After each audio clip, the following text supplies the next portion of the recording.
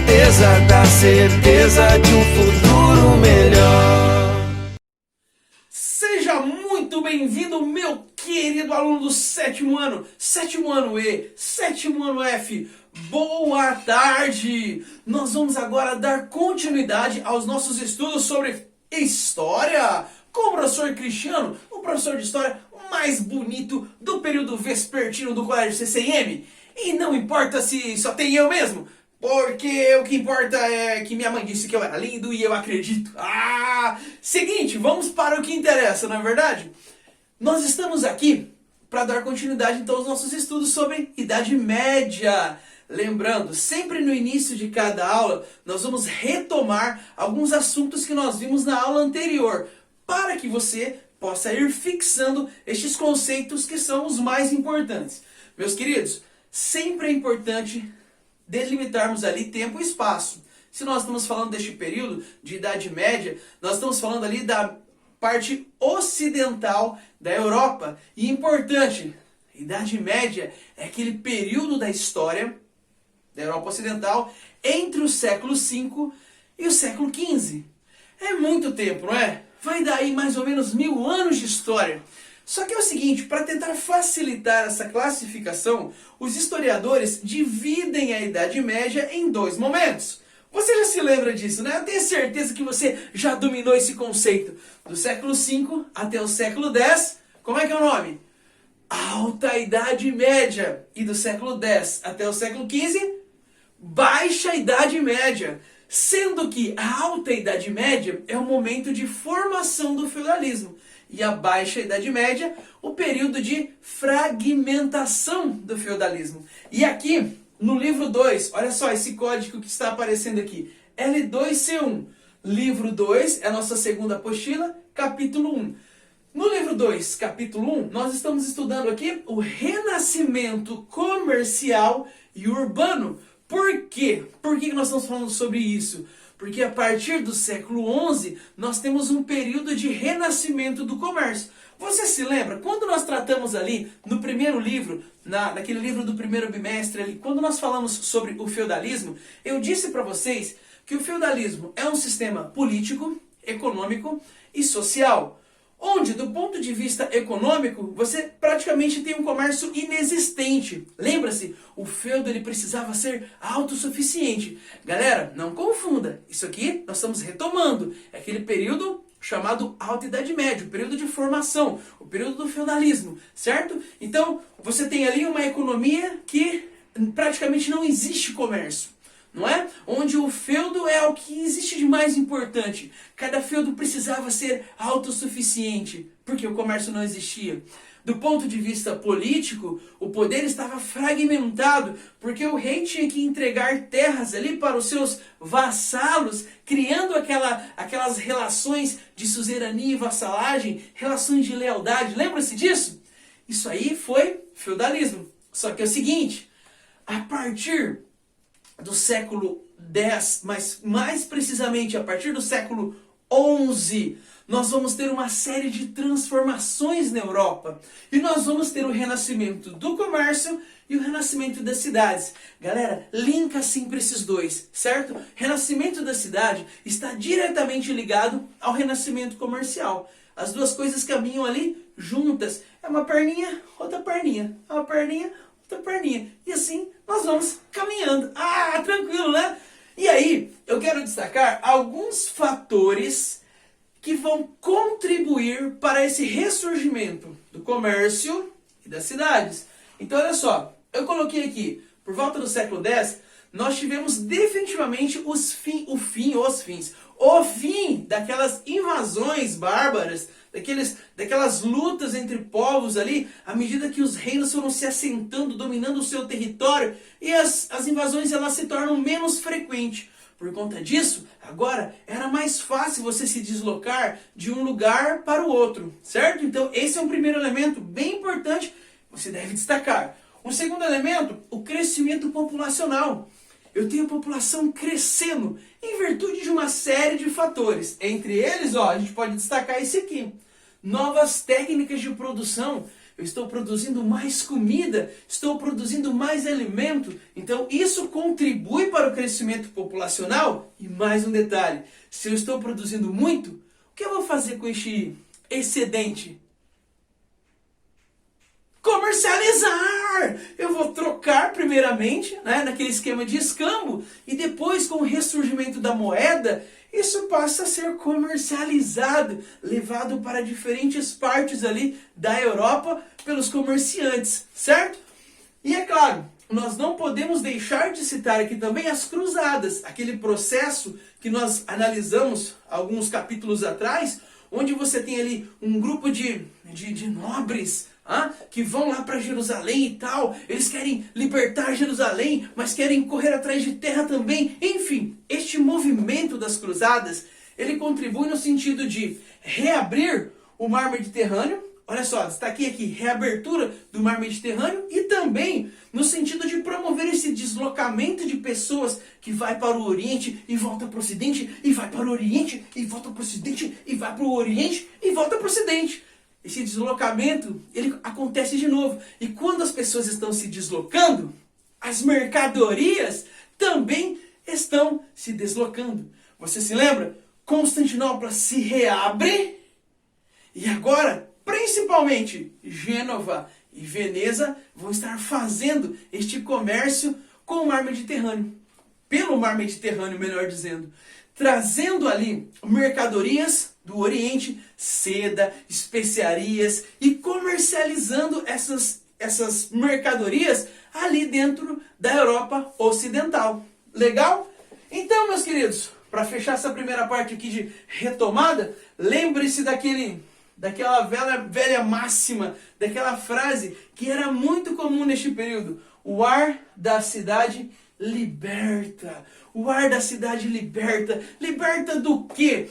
Liberta daquela estrutura piramidal. Lembra? Dividida em 3 partes. Aquela estrutura que era rígida. Se você nasceu como alguém que era servo, que era um camponês, você tinha que morrer nessa situação. Não existia possibilidade de melhorar a sua vida. Você tinha que pagar diversos impostos. Você era oprimido. Não! Antes não existia a possibilidade de mudar isso. Mas agora, você pode ir para a cidade. Tudo bem, você não vai ter mais a garantia da proteção do nobre. Você tem que se virar. Mas por outro lado, você não vai ser mais tão explorado. Pelo menos não do jeito que era dentro do campo. E você tem uma condição ali, através da vida na cidade, vendendo o seu trabalho e recebendo em dinheiro, você tem condições de mudar a sua realidade de vida. Por isso, o ar da cidade liberta. Só que é o seguinte, vamos chegando nessa segunda parte aqui então, entrando no nosso conteúdo novo. Se você não está com a sua apostila aberta, eu quero que você faça isso agora. Abre a sua apostila na página 8. Você precisa vir junto comigo aqui, nós vamos acompanhar. Lembra na última aula, eu dei aquele tempinho ali para você fazer a leitura. Por que você não faz isso agora também? Dá uma pausa nesse vídeo. Se você não fez isso ainda, leia esse tópico aí sobre a produção artesanal e depois você volta para ouvir a minha explicação. Legal? Se você não fez isso ainda, então pausa o vídeo agora, faz isso aí e depois você volta. Agora, se você já leu, então segue aqui comigo para você entender isso aqui melhor. Olha só, o ressurgimento das cidades, este crescimento das cidades, dentro da cidade você começa a produzir agora de maneira artesanal. Você começa a produzir botas, você começa a produzir roupas, você começa a produzir carroças, cadeiras, mesas, enfim, uma infinidade de produtos. E estes produtores, é óbvio, eles começam a sobreviver daquilo que produzem. E existe um outro grupo, então você tem aqui um primeiro grupo, os artesãos, aqueles que produzem, sobrevivem fabricando algo. Existe um segundo grupo, o segundo grupo são os comerciantes, aqueles que pegam este produto e você se lembra? Eles caminham pela Europa, não é? ali indo de um lado para o outro, vendendo estes produtos. E muitas vezes esses comerciantes começam a lucrar muito, muito, muito, muito mesmo. E aí é o seguinte, de repente eu falo para você, olha, eu quero pagar 50 dinheirinhos no seu produto. E aí você fala assim, 50 dinheirinhos? Nem pensar, é muito pouco. Eu vou ali no seu vizinho então, porque ele vende para mim por 50 dinheirinhos. E aí você fala, isso é um absurdo, tá, não sei o quê. Então, olha só, para tentar resolver esse tipo de tensão entre produtores, comerciantes, começam a surgir dentro das cidades algumas associações.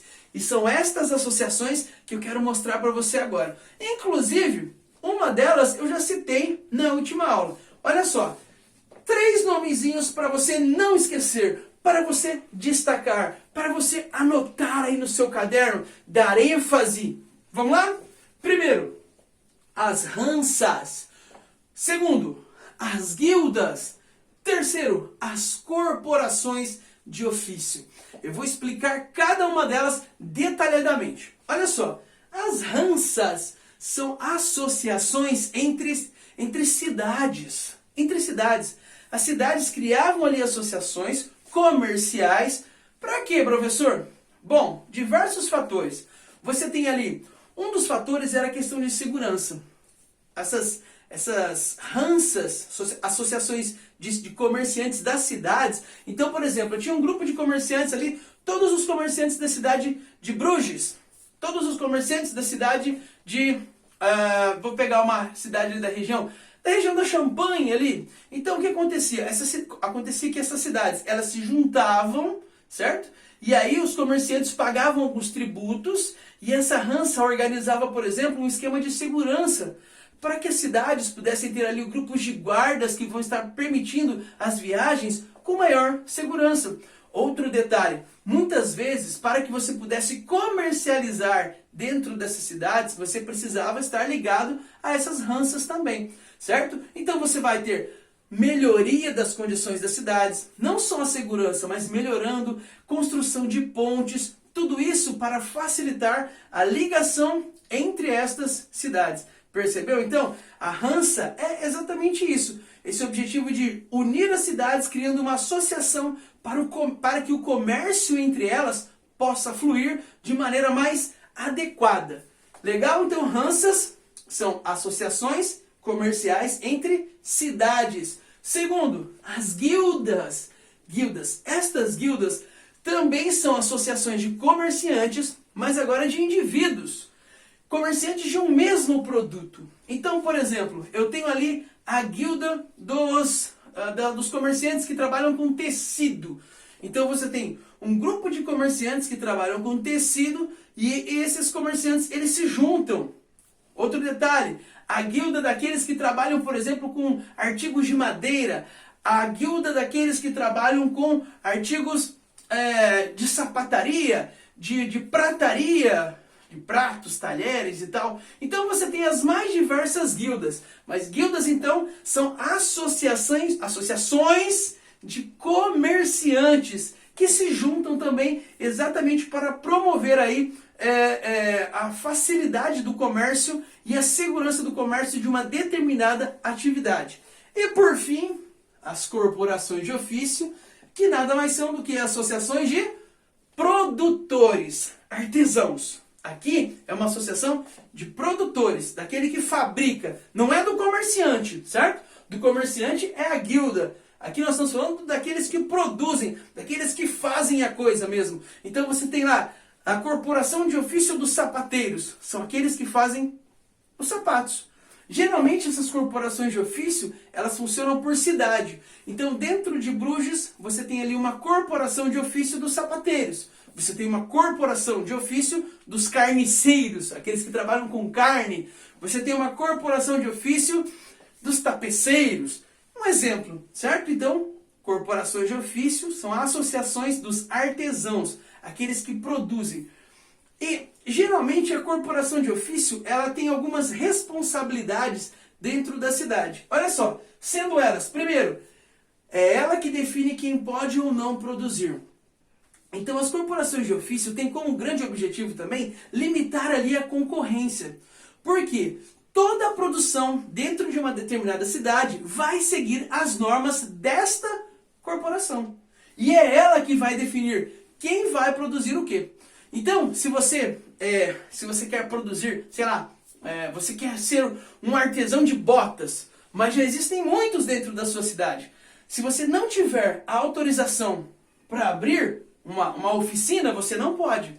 Entendeu? Quem define se você pode ou não fazer algo é a corporação de ofício. Professor, e quando que ela autoriza a abertura de uma nova oficina? Quando as oficinas existentes na cidade não estão dando conta de produzir em quantidade suficiente para atender a demanda daquela cidade. Percebeu? Digamos que a população cresceu demais. Então eu tenho uma população maior. Eu preciso de uma nova oficina. A corporação de ofício, ou seja, os artesãos daquele ofício, eles vão se reunir e vão permitir que abra-se uma ou duas oficinas dentro da cidade. Entendeu? Segundo ponto, como deve produzir? Exatamente. Não existia liberdade de comércio. Não era assim, eu vou produzir do jeito que eu quero. Hoje é assim, não é? Cada fábrica produz do jeito que quer e estipula o preço da maneira que achar melhor.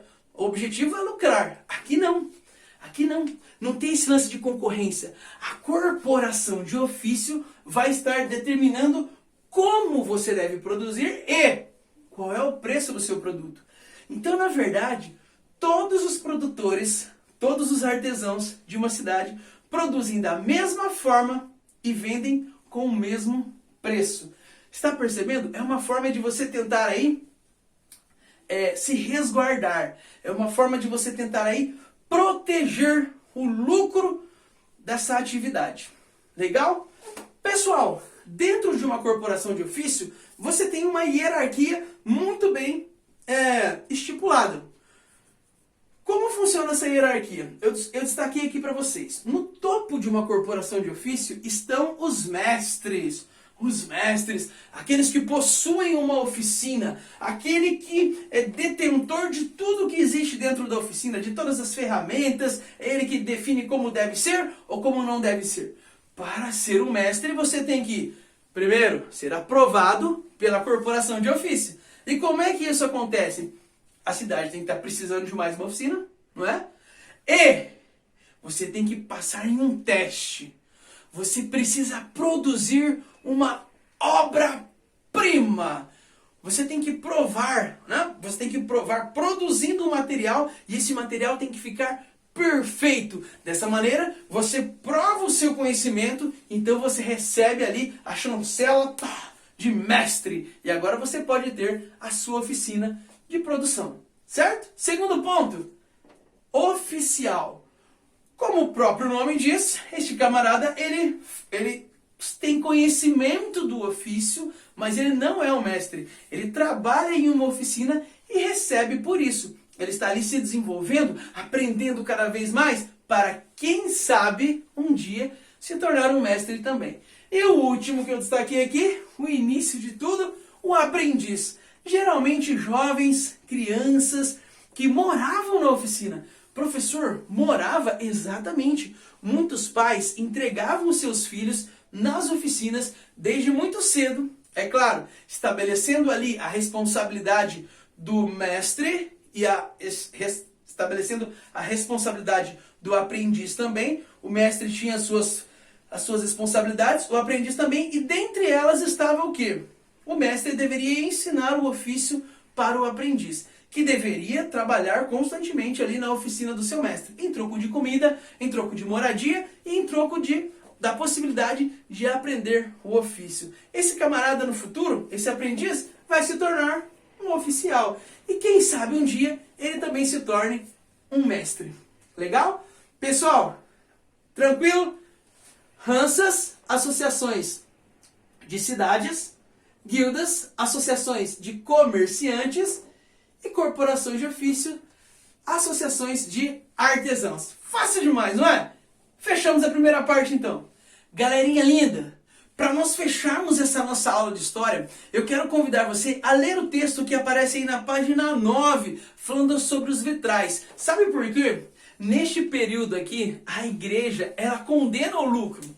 é chamado de usura. E aí, você pode pensar, professor, mas você disse que os comerciantes eles estão produzindo, ou os artesãos eles estão produzindo e os comerciantes estão lucrando. E aí, pode lucrar ou não pode lucrar? Acompanhe o texto aí da página 9. Numa época em que havia forte resistência em relação à usura, já que a Igreja Católica enaltecia a pobreza e condenava a usura como um pecado, os artesãos e comerciantes tentavam demonstrar sua fé destinando parte de seus ganhos às obras religiosas. Na imagem vemos um detalhe dos vitrais da Catedral de Chartres, na França. Meu francês nórdico maravilhoso. Durante a Idade Média, a confecção e instalação de vitrais eram trabalhos muito caros. E no caso da Catedral Francesa, construída ao longo do século XII, contaram com doações de corporações da região, que assim se associava à obra da igreja. Reúna-se com seus colegas e pesquise imagens de alguns vitrais de catedrais e igrejas da Idade Média. Depois procurem saber que funções essas imagens tinham durante o período. Pessoas lindas, vocês podem fazer essa pesquisa na internet, dá uma olhada e você vai ver que vitrais incríveis que foram produzidos neste período, certo? É mais a título de curiosidade para que você possa aumentar aí o seu escopo cultural. Mas ó, detalhe importante, você viu qual era a sacada ali para você conseguir produzir e até mesmo fazer com que a igreja aceitasse um pouco do seu lucro? Era associar-se à igreja. De que forma? Era muito caro produzir esses vitrais. Então essas corporações de ofício que estavam lucrando, geralmente elas entravam aí e apoiavam esse processo de construção. Seja a construção das paredes mesmo, mas principalmente nesses vitrais. Muitos desses vitrais, eles eram financiados pelas corporações, pelas ranças ou pelas guildas, que ajudavam nesse processo de construção. Dessa forma, a igreja permitia esse lucrinho assim, desde que ele não fosse muito exagerado, era pecadinho assim só, não é um pecadão.